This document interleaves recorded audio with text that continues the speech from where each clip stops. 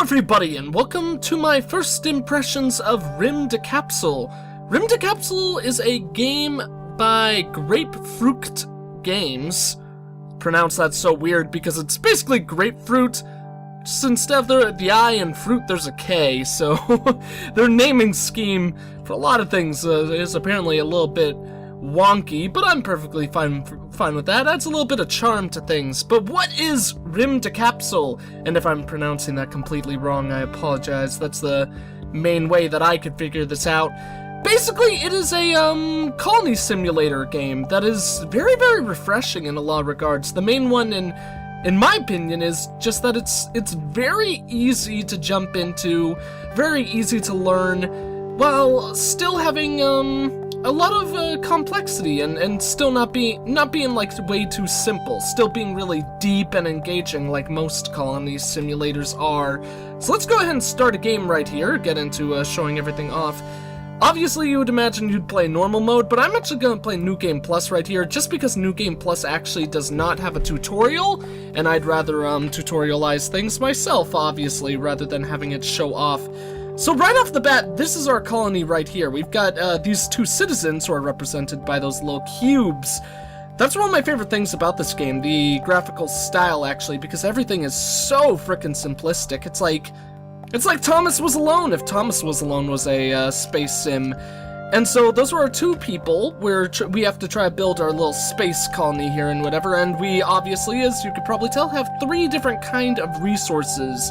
This is energy, if I remember correctly. This is like food, and then this is, what was this? This was like another thing. I completely forget what it was.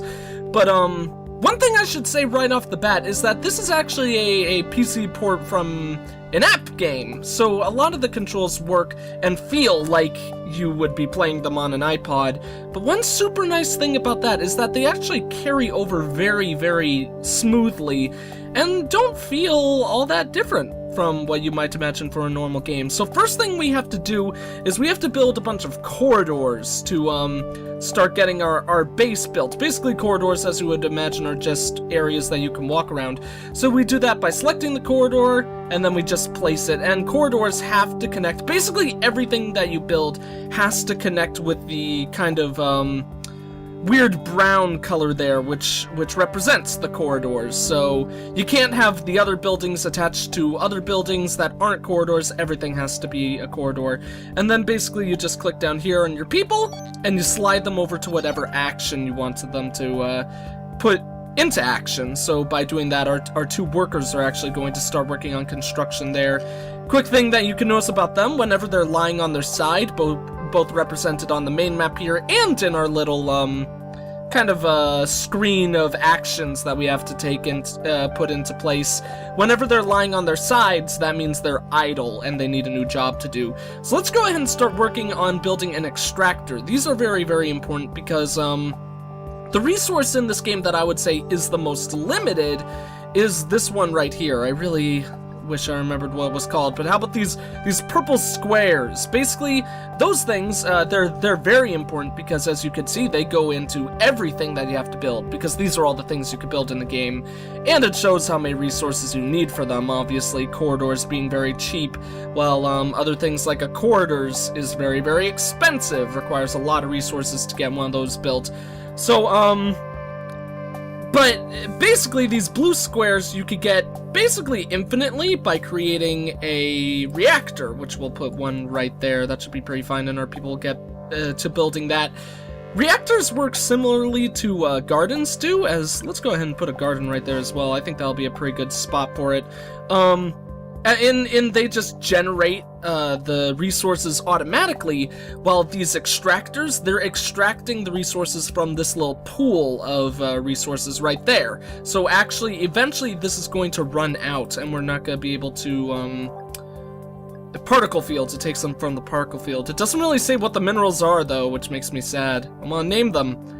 We'll just continue to call them purple squares, though. I think that should be perfectly fine. And as you can see, there's actually a very small number of those purple fields on the map. In fact, there's only 4 of them in total on this one. So we're gonna need to be very careful with how we handle our resources and all that jazz. So, let's go ahead and keep getting our construction worked along. Super nice thing, I gotta say, this game, at first, like, from my time playing it, it's kind of funny because it really reminds me of RimWorld, a game that I'm sure many of you would understand is one of my most featured games on the channel. But it really feels like RimWorld in the sense that basically for the most part you just like set out your plans for how you want your colony to be built, and then your units kind of put it into action themselves. Like they just go about doing their own thing, and you don't have to worry about managing each specific task, which is really, really nice. It allows you to just kind of sit back and command everyone. As you could see, our reactor and our gardens are starting to grow things there, which is obviously very, very beneficial for us. Means we should probably get a kitchen going, because that's what we're going to use next for our garden right there. But actually, let's go for a weapons spot, or like a weapons table or building or whatever these things would be. Because as you could see with this red line that just grew there, things begin very, very nice and safe for your colony, but eventually you will actually start getting attacked by enemies that will start to fly in and try to destroy all of your people. So we might have actually gone to a little bit of a slow start. Probably should have gotten this thing built a little bit quicker, because our people might be in danger. Basically, what this bar is right here is it's an indicator of when the next attack will happen.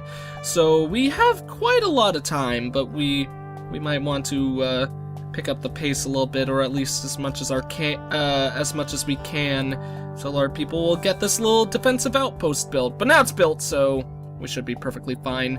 So what is your overarching goal in this game? Basically, I guess you could set about your own goals for the most part, like say like, hey, I just want to build my colony, expand, do all sorts of cool things in that regard. But the main actual, like, starting off mission or goals, like I just said, that you would want to accomplish is actually getting to these monoliths, because there are 4 monoliths on the map, and you actually have to do research with them once you build over to the location.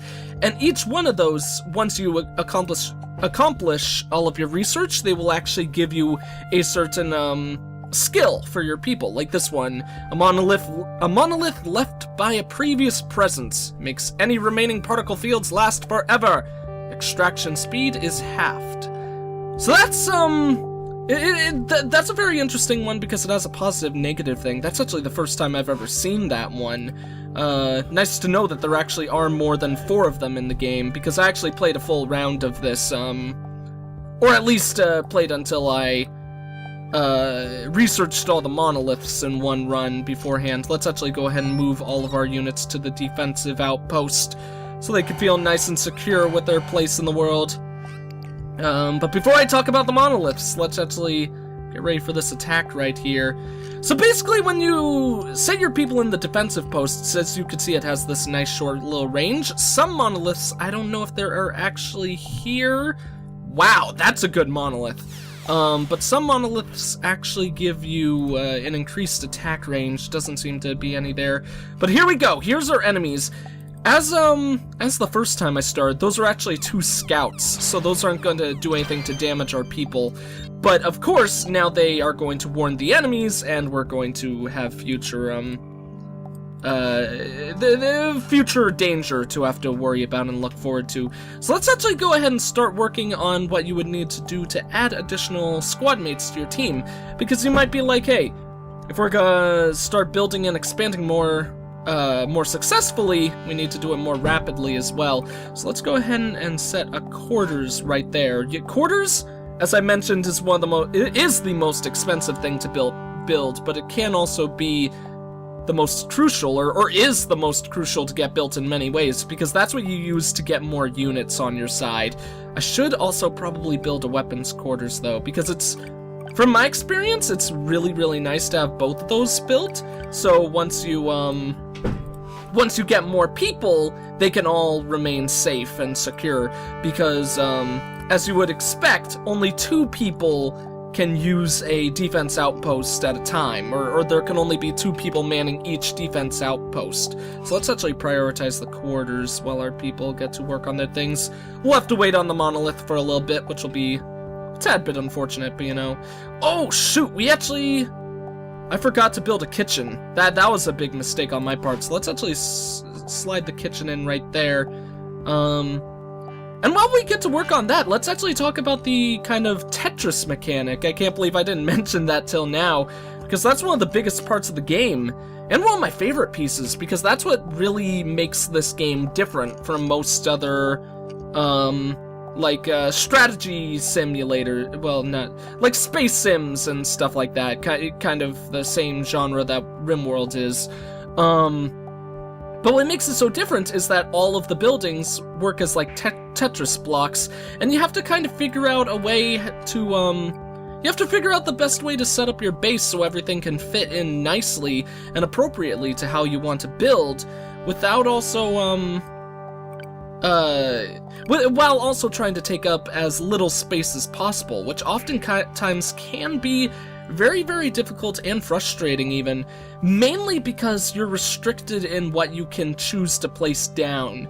Like for all of these buildings, the next shape is going to be this one in the top left corner. The game is always nice enough to tell you, hey, that's what the next construction piece is going to look like, and you're not going to be able to get to the square until you build something that looks like this. So example, if we decide to put down one of these right here and make it a corridor, we could then use the square for whatever we'd want. So there is a lot of planning that can go into that, and in regards to setting up exactly how you want your base to form. I think I actually probably built a pretty piss poor base right here looking at it now, because it's gonna take us forever to be able to get to this monolith way over here, and maybe even this monolith, just because now there's actually no way for me to branch out my corridors around this area or this area without branching out from way out on these sides, because as you can see, I've actually blocked out all kind of connections. Let's go ahead and set our people back into the defense room so they could actually fight off against our first official attack in the game. While I can demonstrate my thing. As you can see, as I mentioned before, corridors can actually only connect to additional corridors, so I kind of screwed myself over a little bit, because now, in order to get to those monoliths that are farther off way over here, I have to build like this weird arcing setup. So there's our first two enemies. Luckily, we were able to handle them pretty well. For the most part, I will say the combat has been pretty... I don't know if easy is the right way to describe it. It's been pretty simple, though. There's been very, very few cases where I felt like I was in serious danger, and even then I only lose like a couple of my squad people, and then I can easily get them back pretty easily with just using one of the corridors. That is one of the nice things, though. If you lose your people if you lose a couple of people, more often than not, you are not completely, you're not doomed because of a simple mistake. Although, we're about to be in, some serious trouble right here. We need to get more of these purple stuff built. So let's actually prioritize this one. Our people will get that one built, so we could get another extractor built over here. I can't believe, I've actually been doing probably a pretty bad job of managing that. So let's go ahead and get one of those built, and then we could just put our extractor right there. I think that would look pretty fine, and that shouldn't get in the way of anything, because we need to connect to the monolith by going around that way. So shouldn't have too much trouble in that regard. One complaint I do have about this game, though, especially in situations like this where I'm sitting here kind of wondering, what the hell do I do? I kinda wish this game had a fast forward button.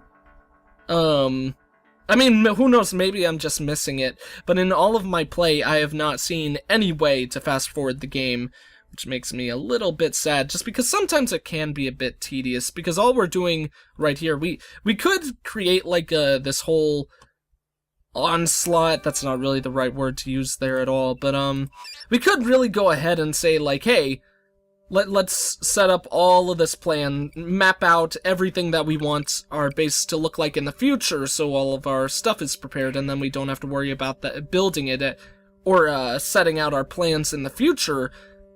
But really, what's the point of that? Because then later on, we're not going to have much to do. So right now, and we don't know how our play is going to adapt in the future, or what how we might need to change our setup. So really, you do find yourself every now and then in these periods where you're like, okay, well, what do? I'm just gonna sit here and watch my people. Which, you know, it isn't the worst thing in the world. You actually go into these kinds of situations a lot with these types of games. I just wish it didn't happen quite as much as it does in this one. So let's see. Extractor takes 3 of those purple things, so we're almost to the point where we're going to get, another one of those. 3 of the purple things, and 2 of the blue ones. Okay, so we only need 1 more to get that thing finished on up. I did a really bad job of managing the extractors right here, I will say. It does look like New Game Plus has less of them in total, which is obviously something that you would imagine. You'd always imagine that New Game Plus would either add more difficulties than the first one, or just add a bunch of new stuff, or limit your stuff in some ways to make it more of a struggle. And it looks like that is the case in many regards, so... Our place should end up being pretty fine, though. In fact, we actually almost have everything that we need to get most things going. Did I actually... No, I did not doom myself, because we already started building a kitchen. I thought I might have really messed up for a second there. But let's go ahead and start putting our people into their defensive positions. One thing you'll notice, that guy, I sent him to swap over to defense while he was bringing resources over there, and those resources kind of just vanished. That's one actual really nice thing about this game. For the first while, I was like, oh crap, do I just lose those resources? And the game's basically like, sucks to your Asmar, you wasted stuff? That actually is not the case at all. That was actually a relatively scary fight, having 3 ships coming in for 1, so... New Game Plus does seem to be, more fearsome than the original, as one would imagine. But basically, when you have someone cancel their job, like if they're bringing stuff to do construction work, and then you need to put them on defense, when the resources vanish, they actually teleport back to your little, like, hub or storage for your supplies. So that actually works very, very, very well in this game, and it's, a lot less irritating than it could have been, to say the least. It works out very, very well, actually. So let's see, let's actually... Oh, that guy actually seems to be doing work on the monolith. I should probably get the kitchen built, though. Oh, nice, that's finished. So prioritizing that will work out very, very fine. As you see, now that we have connected to a monolith, we could actually start doing research on it. I'm not gonna quite do that yet at this point, but that's, something that we'll get to once we have some more people on our side. And if I wanted to, it would probably be wise to get another reactor. The really nice thing about reactors and gardens is that their resources are essentially unlimited. Oh shoot, my people are both idle. Why are they idle? Oh, because they don't have the stuff to build? Oh, I need to build... Oh, shoot. I actually think I put myself in a position where I just straight up lose. That's really silly. Okay, well then let's go ahead and do research instead. That's my bad.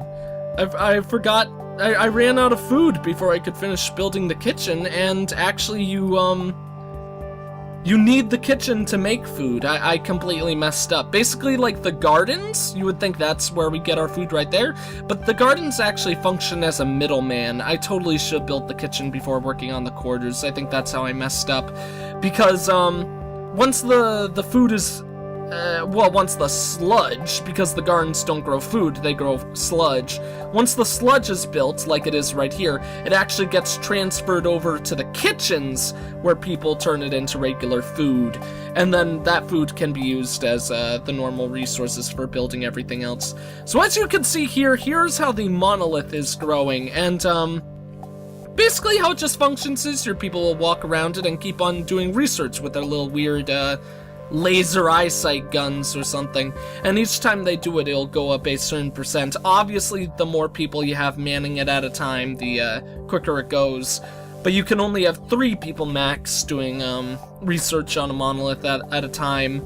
Although, from my experience, for the most part, you would only want 3 people working on it at each moment, just to make sure all your other tasks were getting completed as well. So it sucks that I messed up, getting the corridors built, but I could quickly describe how the corridors work. Basically, getting new units kind of flows through like a... Oh, no, I won't put them into defense. Getting new units kind of works on like a 3-step process. You get the sludge, or food in general works on a 2-step process, and getting new units can be the 3rd piece of it, if you choose to use your food in that regards. You start by having sludge in the gardens. The sludge is put into the kitchens, where it's turned to food, and then you use 2 food on a quarters, not... What did I was calling that a corridor. I meant quarters, because obviously these things are the corridors. Ah, nice! Looks like we're actually gonna get through this fight okay as well.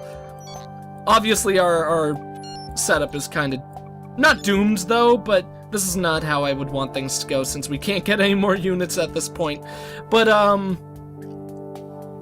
yeah, as I was saying, to get new units, you start with the sludge, bring it to the kitchen, and then once you get a quarters built, 2 food will be brought into the quarters, and that will instantly make another unit for you, who you could start having do the actions like you have everyone else do.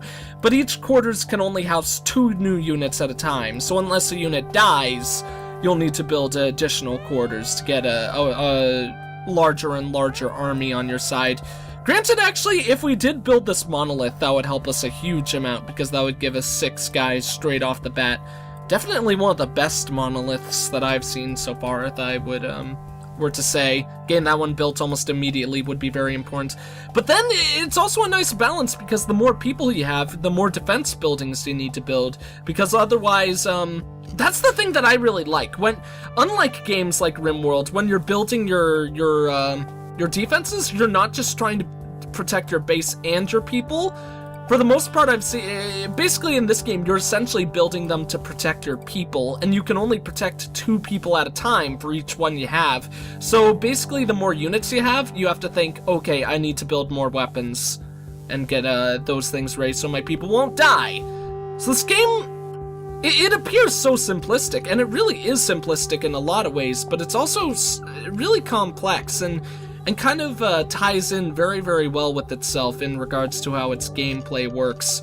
But yeah, so let's actually talk about the price of this game. This game is currently going for $8 on Steam, or if you catch it really quick because it's still on its sale, you could get it for 10% off at $7.19 or 20 if you round up for all those things. I have enjoyed my time with this game a heck of a lot. I honestly think I might even do a mini-series on this one, so you guys could probably expect to see that really soon. The game, it does end in stuff that you could do pretty quickly, at least for my play, because once I finished building getting to the 4 monoliths in New Game, I was kind of like, The game continues onwards after that, but basically the only thing you have to do from there is expand. And I was just, since there wasn't too much of a goal left over for me to do, didn't really feel like there was too much of a point, which is a little bit ironic, because essentially the only real thing that you do in RimWorld is expand and expand alone. Aren't really more goals than that, than just expand and survive, which is essentially the same thing in this game once you succeed in researching the monoliths. Who knows, maybe it's a thing for me where it's like you don't know what you got till it's gone. But yeah, like, I don't know, from my play, if you do things quick, or at least as quick as I thought I did, expect to, like, at least get the 4 monoliths researched in about an hour's time, and then from that point you could either start over or just continue building your colony. I would suggest swapping over to New Game Plus and seeing how well you could succeed in that one, or completing some of the challenges that they have in the game. I'll go back to the main menu here, both to close out and describe this, because this is one nice thing that the game has as well. It also has these missions that aren't something you need to do, but they're a fun kind of thing on the side that you could try to achieve on your own, like research all monoliths. Obviously there's that little check that might be kind of hard to see because I completed that on normal mode before, but then they also have like survive 28 waves, normal, research all monoliths in less than 45 minutes. Unfortunately I didn't quite get that, but maybe that could be the goal for the series or mini-series if I do one. But yeah, I think that's all there is to show for Rymdkapsel, or at least for my first impressions video. As I said, I really like it. I think it's a lot of fun, very easy to jump into, especially for this type of genre, and I think you could definitely pull out a lot of enjoyment from this one. So anyways, thank you all for watching. If you enjoyed the video, please consider leaving a like, a comment, and or subscribing if you have not. I am the EggScrambledGamer, and I will see you all next time.